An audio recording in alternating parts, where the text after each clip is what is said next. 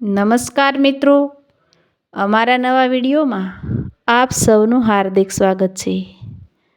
તો મિત્રો, આજે આપણે વાત કરીશું એક પિતાએ એની લાડકવાઈ દીકરીની સગાઈ કરી.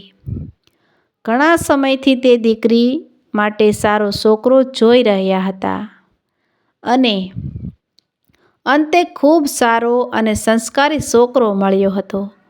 એટલે તેની સગાઈ કરીને દીકરીના પિતા એકદમ ખુશખુશાલ હતા. દીકરીની સાથે સાથે વેવાઈ પણ ખૂબ જ માણસાઈવાળા હોવાથી દીકરીના પિતા ઉપરથી જાણે મોટો બોજ ઉતરી ગયો હોય કેવી રીતના તે અત્યંત હળવા થઈ ગયા હતા. એવામાં એક દિવસ દીકરીના સાસરિયામાં વેવાઈને જમવા તેડાવ્યા. એટલે થોડી તેની તબિયત સારી ન હતી, પરંતુ તેમ છતાં આમંત્રણ મળ્યું હતું. એટલે તેનું માન રાખીને દીકરીના પિતા તેના નવા વેવાઈના મહેમાન બન્યા. દીકરીના સાસરીમાં જતી વેળાએ તેને ખૂબ જ આદર સાથે માન સન્માન આપવામાં આવ્યું. બંને વેવાઈ એકબીજાને મળીને અવનવી વાતો કરવા લાગ્યા. થોડા સમય પછી વેવાઈ માટે સા આવી. દીકરીના પિતાને ડાયાબિટીસ હતું, એટલે ડૉક્ટરે ખૂબ જ સાવચેતી રાખવાનું કહ્યું હતું અને એમાં પણ ખાંડવાળી સાની ચોખ્ખી મનાઈ કરેલી હતી. તેમ છતાં હજુ નવા નવા સંબંધ બંધાયા છે અને સાની ક્યાં ના પાડવી એટલે ખોટું ન લાગે, તેથી દીકરીના પિતાએ સા લઈ લીધી અને જેવી સાની પહેલી સુસુકી મારી તો બિલકુલ પોતાના ઘર જેવી જ હતી, જેમાં ખાંડ પણ હતી જ નહીં અને એલચી પણ નાખેલી હતી. સાનો એક સબડકો લઈને દીકરીના પિતા વિચારમાં પડી ગયા કે આ લોકોને કઈ રીતે ખબર હશે કે મારે કેવી સા પીવાની છે. તેમ છતાં તે કંઈ બોલ્યા નહીં અને વાતો કરતા રહ્યા. થોડીવાર પછી જ્યારે બપોરે જમવા બેઠા તો બધી જ રસોઈ જેવી ડૉક્ટરે સલાહ આપી હતી તે મુજબની જ હતી. જમીને આરામની વ્યવસ્થા હોવાને કારણે આરામ કર્યો.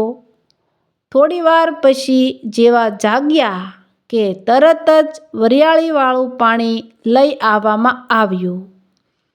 વરિયાળીવાળું પાણી પણ તેને પીવાની ટેવ હતી. આ બધી ઘર જેવી રીત નવા સંબંધીને કઈ રીતે સમજાય તેની ખબર દીકરીના પિતાને પડી રહી હતી નહીં. તેમ છતાં તેઓ ચૂપ રહ્યા અને ત્યાં બેસી રહ્યા. બંને વેવાઈએ સાથે બેસીને ઘણી વાતો કરી. જૂના જૂના સંબંધીઓ અને એકબીજાની ઓળખાણ વધુ ગાઢ બને તે માટે ઘણી જૂની જૂની વાતો કરી રહ્યા હતા. સાંજનો ટાઈમ થઈ ગયો હતો, એટલે દીકરીના પપ્પાએ કહ્યું કે હવે હું રજા લઉં એમ કહીને નીકળવા જઈ રહ્યા હતા અને નીકળતા તેનાથી રહેવાયું નહીં. એટલે તેઓએ તેના વેવાઈને જ પૂછી લીધું કે મારે શું ખાવું છે, કે મારે શું ખાવાનું છે, મારે શું પીવાનું છે અને મને કઈ જાતનો ટેસ્ટ પસંદ છે. આ બધી ખબર તમને લોકોને કેવી રીતે પડી? ત્યારે દીકરીના સાસુએ પણ આ વાત સાંભળી લીધી. તેની પણ આ વાતમાં ધ્યાન હોવાથી તેને તરત જ જવાબ આપતા કહ્યું કે ગઈકાલે સાંજે જ તમારી દીકરીનો મારા પર ફોન આવી ગયો હતો. તેને મને ફોનમાં કહ્યું કે મારા પપ્પા એમના સ્વભાવ પ્રમાણે કંઈ બોલશે નહીં, પણ એની તબિયતને ધ્યાનને લેતા કેટલી બાબતોનું ખાસ ધ્યાન રાખવાનું છે. આથી હું તમને આ વાત કરું છું. તમે મારા પપ્પાને સાચવજો. એટલું સાંભળીને દીકરીના પિતાની આંખમાંથી અશ્રુધારા વહેવા લાગી. કોઈ પણ કાળે તેઓ આ અશ્રુધારાને રોકી શક્યા નહીં.